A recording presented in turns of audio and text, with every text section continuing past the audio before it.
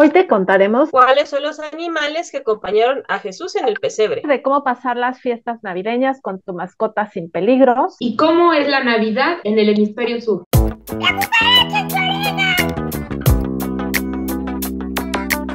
Bienvenidos a este programa navideño de La Cucaracha en tu Oreja. Es un noticiero con las noticias de animales más importantes y en esta ocasión pues está todo dedicado a los animales que son importantes en la Navidad alrededor de todo el mundo. Entonces, vamos a hablar de cómo pasar las fiestas navideñas con tu mascota sin peligros. ¿Sabe usted cuáles eran los animales que estaban con Jesús en el pesebre? Los animales en las festividades de Yule, que son las festividades invernales. Los animales en la Navidad en todo el mundo, específicamente en Australia. Aves navideñas y leyendas de miedo de navideñas. Entonces, pues, Sandra, ¿qué nos platicas hoy? ¿Cómo es la Navidad en el hemisferio sur? Donde pues allá es verano y aquí pues nos estamos muriendo de frío y pues precisamente este artículo pues habla de lo que pasa en Australia, que ellos tienen una navidades bizarras, podríamos decir.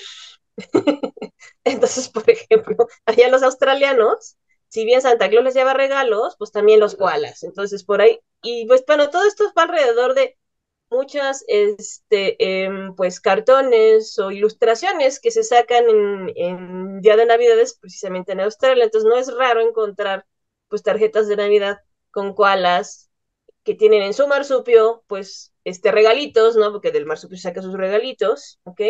Y por ejemplo allá, si aquí ponemos a Santa Claus en donde los renos están llevando su trineo, pues no, allá son, ¿cómo se llama? Canguros. Y también, pues, acá ponemos, no sé, tortolitas o aves, de épocas que podemos decir invernales, y pues allá son cacatúas y otras aves exóticas, pues llevando, regalos o conviviendo con niños en precisamente estas, ilustraciones. Entonces, por ejemplo, también ponen, niños, ¿no? Montando cacatúas o emus, ¿no? Entonces están trepados o también los elfos, ¿no? Trepados en emus. Entonces, si nos damos cuenta, pues, de la percepción que tienen ellos y también las iconografías que pueden utilizar ellos, pues, es muy diferente a lo que estamos acostumbrados en el hemisferio norte, donde pues precisamente pues ponemos animales, ¿no? Alusivos a la Navidad. Eh, También se habla que en 1900, en los 40, un capitán que se llama John González se vistió como Santa, pero pues traía bermudas y guaraches, ¿no? Entonces no es común ver a Santa Claus en bermudas y guaraches por el calorón que hace. Y no solamente tenemos esto en Australia, que está pues, precisamente en el hemisferio sur del planeta, sino también en otros países como son en América, precisamente en Chile, en Argentina, donde está entrando el verano y pues también es medio bizarrón ver calores de 40 y tantos grados centígrados con un árbol navideño con, pues por supuesto, nieve artificial, ¿no? Y aparte, en vez de pavo, pues allá hacen asados de Navidad en vez de pavos, entonces todo es al revés. Entonces, esto es un nota interesante de cómo también, pues, dependiendo del lugar en donde nos encontremos, pues encontramos iconografías, ¿no? Y también ilustraciones alusivas a animales, ¿no? Pero pues de estas regiones y que van acompañando pues todo esto el temas de Navidad. Pues muchas gracias, Sandra. Y pues ahora les voy a platicar un poco sobre aves navideñas. Y no, no vamos a hablar de pavos, vamos a hablar de aves que no se comen en Navidad, pero que se han convertido como en un símbolo navideño. Y básicamente son dos aves europeas, son aves silvestres y una es el petirrojo europeo, que en inglés también le dicen robin. Y esta es un ave pequeñita, es una paseriforme de un color muy característico porque tiene el pecho es rojo o anaranjado y generalmente se encuentra cerca de los bosques. Sin embargo, es un ave que se ha como adaptado a vivir muy bien en las zonas urbanas y en los jardines. Y entonces, y además es una ave que está activa en invierno, a diferencia de otras aves que migran o se van, y se distribuye principalmente en Europa, ¿no? En el norte de Europa. Y entonces en Inglaterra se ha convertido como en una ave representativa y se ven en tarjetas navideñas y en ilustraciones navideñas. Además tiene pues justo el color rojo y se pone en estos árboles que siempre son como verdes.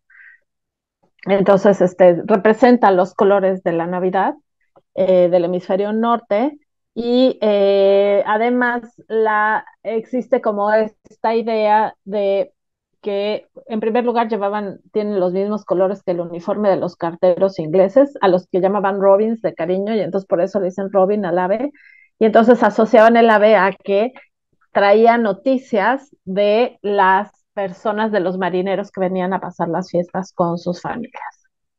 Y otra ave que también es muy similar, pero que en este caso es una tradición rusa, pues es el pinzón real, es un ave también con el pecho rojo y está asociada a una tradición que es, pues en Rusia, que es un lugar en donde en invierno hace mucho, mucho frío, a una tradición que se llama el abuelo frío y su nieta, la niña de la nieve, que sería parecida a la de Santa Claus o Papá Noel, y donde el abuelo y la niña de nieve llegan en una carroza con muchos regalos para dejarlos en los abetos, en estos árboles. Eh, y en relación al abuelo y la niña de nieve, se asocian muchas cosas con esta festividad, incluyendo el ave, que se considera que su canto va anunciando la llegada de estos dos. Entonces son dos pajaritos, dos aves muy bonitas que se han quedado como representativas del invierno, porque además es cuando están activas. Enriqueta, ¿de qué nos vas a platicar ahora? ¿Sabían ustedes o saben cuáles son los animalitos que estaban con Jesús en el pesebre? Pues bueno, creo que todos ubicamos mucho como a la vaquita y al burro, pero hay muchos más animales que le acompañaron al nacimiento del niño Dios. Y pues bueno, hoy en día Belén es una pequeña ciudad que tiene apenas 28,000 habitantes de jurisdicción de Palestina y queda solo a 10 kilómetros de Jerusalén, lo que significa que con el paso del tiempo la vida y muerte de Jesús pues quedaron reducidas a una distancia muy pequeña de 10 kilómetros.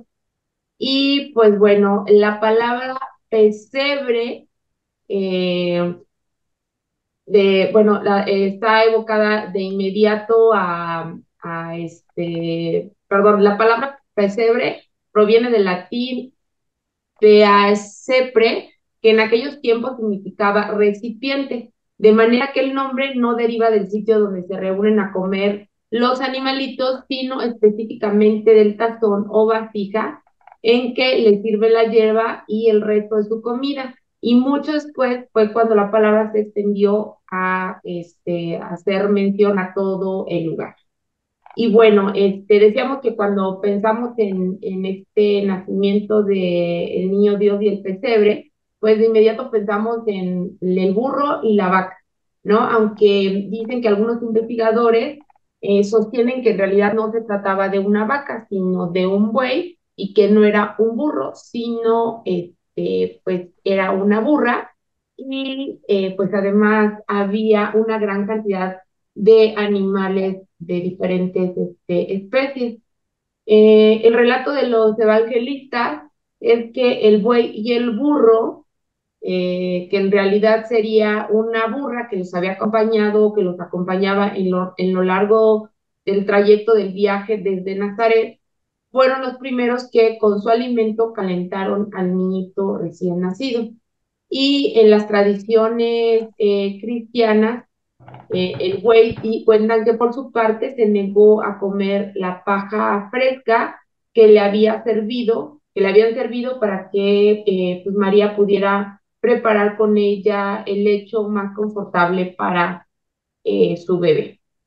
Y pues bueno, se dice que el pesebre estaba pues lleno también de aves, ¿no? De muchas aves y de pastores que llegaron desde los campos vecinos cuando pues se produjo el nacimiento de Jesús, de la Navidad, y que el vocablo de la Navidad pues se origina de nativita, que significa simplemente que ha habido un nacimiento.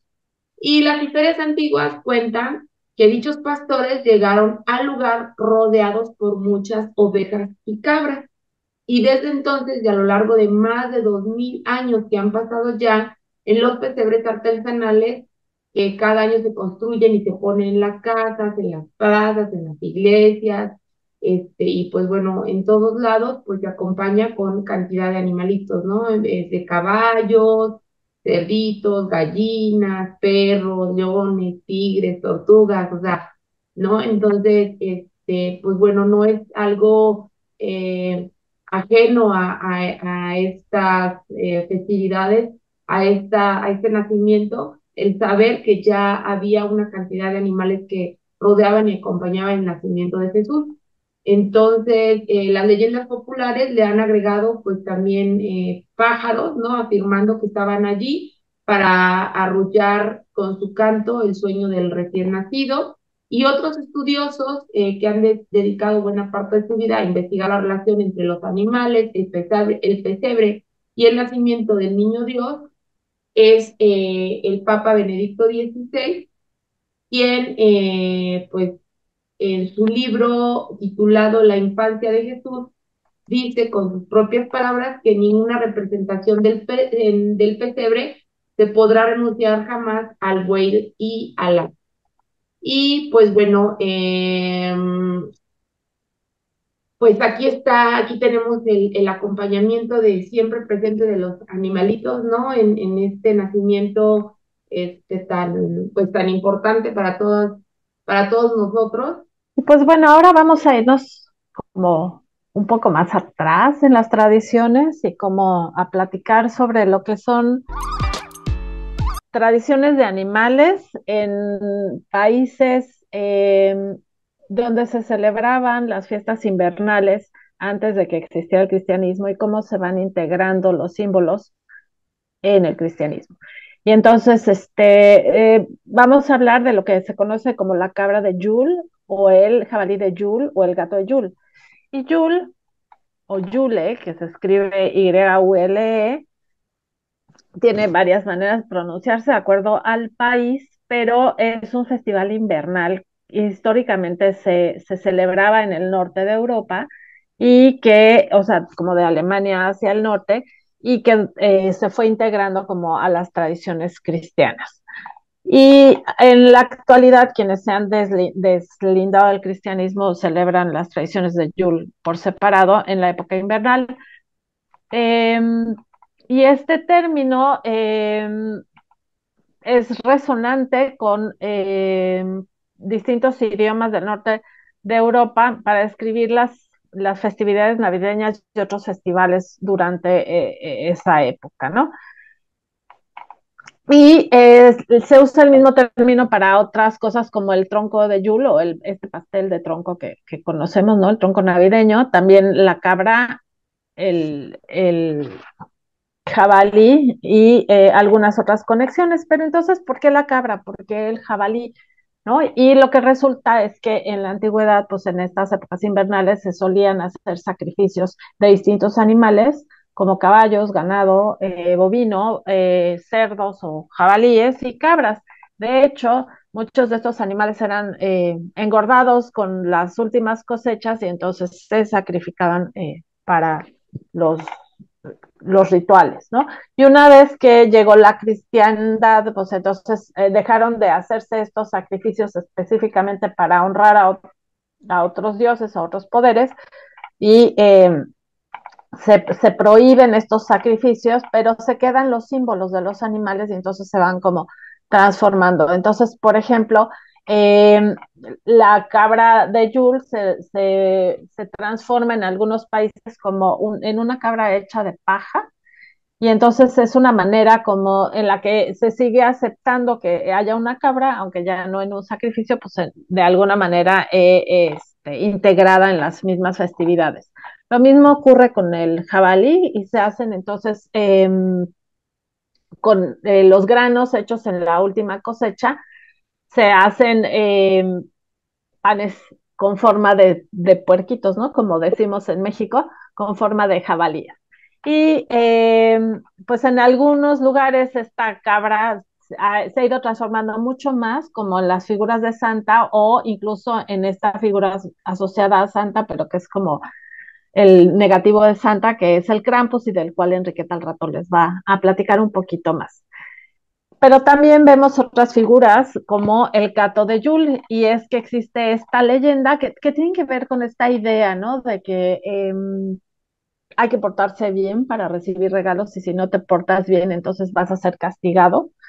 Y entonces este gato de Yule, que parece que es como más tardío, como desarrolló en el siglo XIX, es un gato gigantesco que castiga a la gente por no trabajar lo suficiente y en específicamente a los niños, ¿no? Y es que resulta que a los niños que trabajaban bien, que trabajaban mucho, porque en el siglo XIX los niños trabajaban, les regalaban ropa. Entonces el gato vigilaba a ver a quienes les daban ropa y a los niños que no recibían ropa, pues asumía que era porque se habían portado mal y entonces podía comérselos. Entonces, los niños era una forma de, pues, aterrar a los niños, ¿no? Entonces, pues, y el gato de Jules va creciendo, si no se alimenta directamente a los niños, sí se alimenta de su flojera. Y entonces es esta figura terrorífica. Entonces, bueno, pues es un poco como es que en algunos países, además de los animales del pesebre, pues hay otros animales que eh, son importantes porque van quedando como reminiscencias de otras épocas. Entonces, un poquito de historia para atrás. Y Sandra, pues, ¿de qué nos vas a platicar? Muchas cosas importantes, ¿verdad?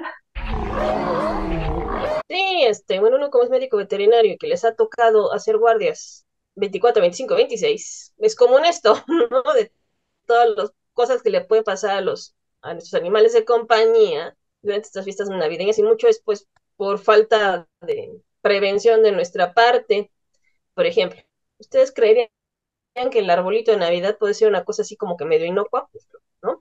Pues en ese arbolito de Navidad ponemos focos, ponemos esferitas y muchas veces hasta estos productos químicos para darles olor y estos nieve artificial, pues muchos de ellos pues son tóxicos, ¿no? Principalmente olores que pueden ser tóxicos para tanto para perros como para gatos, y más gatos que con su curiosidad es muy grande, entonces o se meten adentro, jalan el árbol, y muchos de nosotros hemos visto los videos de gatos, se nos hacen muy graciosos del gato atacando el árbol de Navidad, pero puede llevar al gato a un hospital veterinario. También perros y gatos hay que tener mucho cuidado con las luces, pues puede morder los cables y se pueden electrocutar, y en el caso de los gatos y también en perros que muerdan, pueden llegar a morder las esferas de vidrio, entonces se recomienda que personas que tengan animalitos de compañía en casa, pues que pongan esferas de plástico que si en caso de que las pudieran llegar a morder, pues no se lastimen por el vidrio. También tener cuidado porque se pueden comer partes también de las mismas esferas de plástico. Entonces muchas veces muchas familias deciden no poner arbolito de Navidad precisamente por esta circunstancia con sus animalitos de compañía. Y otro tema son las famosas nochebuenas, ¿no? Su nombre científico es Euphorbia ulcherrima. Pero esta plantita tiene un alcaloide. Si ustedes cortan una hojita de estas nochebuenas, se van a dar cuenta que sale como una sustancia lechosa blanca. Es un alcaloide. Y si bien algún animal lo puede ingerir y no es mortal, sí puede causar problemas. Y si es en altas concentraciones, a lo mejor salen de la intoxicada, pero luego puede llevar a problemas a nivel hepático y renal por haber consumido este tipo de sustancias. Entonces, igualmente se les invita a que si tienen animales de compañía, pues no alejen este tipo de plantas de sus animalitos, ¿no? Y tener vigilancia con ellos. Otra plantita que yo no la he visto mucho aquí en México, pues es el acebo. Se ve más en adornitos de Navidad, que es como una hoja así como estrelladita y en medio tiene como unas moritas. Pues también esas moritas pues les llaman atención a los animales y si las ingieren, pues tienen también otra sustancia tóxica que provoca vómitos y además son vómitos agudos, ¿no? Y es muy difícil controlar precisamente estos vómitos. Si un animal empieza a vomitar, lo que va a pasar es que se nos va a deshidratar y también en casos extremos pues nos puede llegar a dar la muerte, a llegar a la muerte. No queremos eso, pero tenemos que tener cuidado. Y los médicos veterinarios que nos quedamos en guardia, nos van a llegar seguramente perros con congestiones gastrointestinales, porque o ya se come el pavo, o les dan las sobritas de los alimentos, o también tenemos que tener muchísimo cuidado también con los huesos del pavo, los huesos de las piernas y todo esto. Muchas veces, pues déselo al perro, ¿no? Y se lo pueden llegar a tragar, y al rato tenemos una obstrucción a nivel gástrica. Otro con cosas con las que tenemos que tener muchísimo, que es con el chocolate, ¿no? Y todos esos turrones que se hacen de almendras, que son tóxicas para nuestros animales y pueden llegar a causarles problemas severos de salud. Entonces, pues nuevamente, si tenemos animalitos de compañía en nuestras casas, pues tenerlos bien vigilados, sacar de su alcance todo esto, y pues que toda la familia esté de acuerdo en no estar dando ni probaditas a los animales, ¿no? Y también a las familias que entren, pues quedan como un acuerdo de nada de probaditas, a los animalitos de nuestras familias, para que no tengamos sustos estas navidades. Sí, otra cosa que se me olvidó que es importante, los fuegos artificiales, ¿no? Pues es importante que todo animalito de compañía tenga collar, correa y identificación, porque luego salen, escapan huyendo. Y creo que también nuestra etóloga de cabecera ya nos tiene una plática bastante extensa de cómo tratar miedo a estos cohetes, ¿no? Entonces, por ahí la vamos a escuchar también con sus consejos en relación a esto. Hola, buen día. Esta edición hablaremos sobre el miedo que presentan algunos perros y gatos ante sonidos relacionados a la lluvia, motores, alarma sísmica, petardos, etc. Y algunos lo manifiestan escondiéndose, prestando atención desmedida al sonido, tomando posturas bajas, se les dilatan las pupilas, jadean, etc. Estas conductas pasan desapercibidas por muchos humanos, sobre todo si los animales los tenemos viviendo en el patio, en la terraza, en la azotea. Otro escenario es que no nos encontremos en casa para observarlos, o que convivamos con otros animales y humanos que requieren atención especial, y es común y hasta lógico que demos prioridades. Sin embargo, cuando el humano le causa incomodidad porque el miedo ya se manifiesta en destrucción, en que orinen y defequen en sitios donde no queremos, cuando deambulan, ladran, aúllan, es cuando el humano decide hacer algo, sin tomar en cuenta que desde que el animal presentó signos, aunque sean muy sutiles, ya se le está pasando mal. Y con el tiempo estos signos pueden aumentar, o la forma en que se manifiestan, y hasta presentarse con sonidos distintos a los que originalmente causaron el miedo. Como ya mencioné, hay signos en que se pueden manifestar, y que algunos otros, cuando es más intenso, pueden salivar, sudar, vomitar, tener diarrea. Hay incremento del latido cardíaco, en la respiración, se lamen algunas partes del cuerpo, incluso se causan automutilaciones, buscan al humano donde esconderse, se avientan por ventanas desde pisos altos, se escapan, etc. A veces vivimos en lugares donde los ruidos no paran, que si las fiestas del pueblo, de la iglesia, que si es una ciudad con mucha lluvia, a pie de una avenida ruidosa. Y bueno, pues será más complejo el qué hacer en estos casos. Incluso hay personas que consideran el cambio de domicilio, pero entiendo que esto no siempre es viable, o hay quienes ni siquiera lo consideran. Existen varias maneras de abordar este problema, y no es una receta única. Cada animal vive un entorno diferente y con una percepción propia de lo que ocurre en su medio. Cada uno requiere un análisis de su situación para dar la atención puntual y orientar mejor a las personas. Pero te comentaré algunos manejos que pudieras hacer en casa, y que algunos te darás cuenta que requieres de supervisión médica. Como primer punto, cuando se puede prever, nos da oportunidad de prepararnos, y entre mayor anticipación, pues más preparados estaremos. Existen técnicas de contracondicionamiento, de sensibilización, habituación, etcétera, etcétera, pero se requiere conocer específicamente el tipo de sonido al que el animal tiene miedo, desde qué momento le da miedo, qué tan expuesto está ese animal a esos sonidos, etcétera. Algunos requieren medicación, y existen diferentes alternativas, pero se requiere evaluar cada caso para elegir la mejor opción.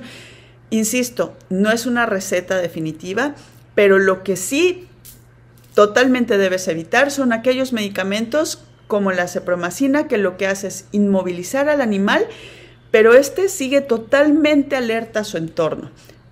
Escucha todo, observa todo, pero sin poder hacer algo.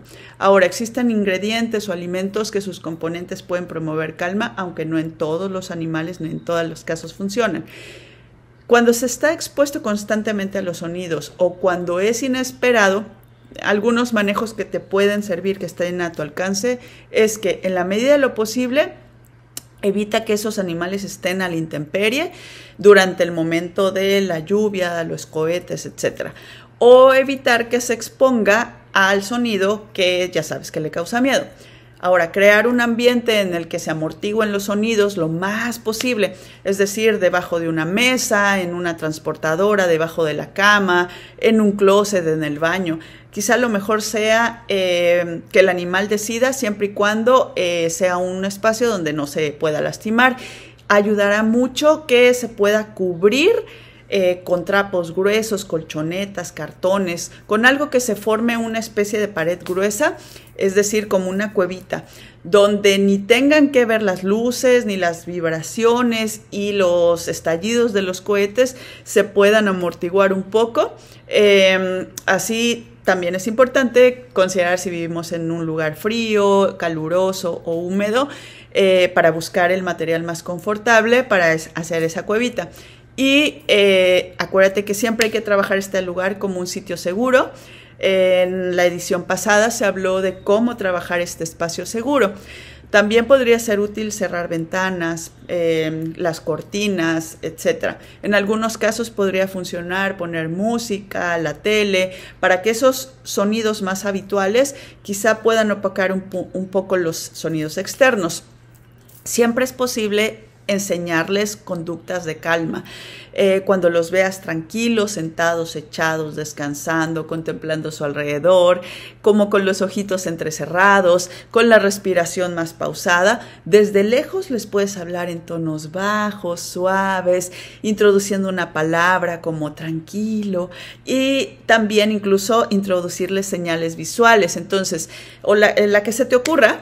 Y cada vez que los veas tranquilos, decirles esa palabra y hacerles la señal visual de tranquilo, tranquilo. Y con el tiempo, estas conductas estarán asociadas a la palabra, a tu compañía y a la señal visual.